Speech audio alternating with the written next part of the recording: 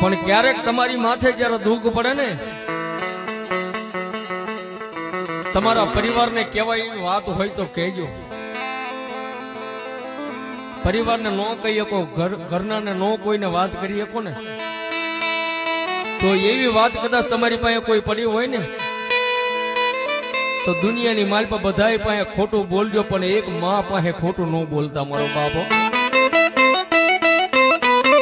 સાહેબ, તમારી માથે ગમે એવડું દુઃખ હોય ને તો એકવાર બીજે કહે નહીં, પણ ધૂળનો ધડીનો હોય, તણી પંખા વાળું ત્રિશુળ હોય, લીમડો લીમડો હોય કે માતાનો પાલક હોય ને, એની પાસે એકવાર વ્યાજ જજો.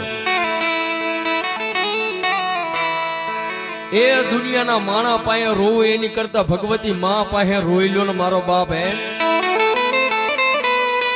દુનિયાના માણસો પાસે રોવું ને, એની પાસે રોઈને તમે વ્યાજ હશો ને તો એનો તમારા દાંત કાઢશે. કેદુનો લઈ આવ્યો તો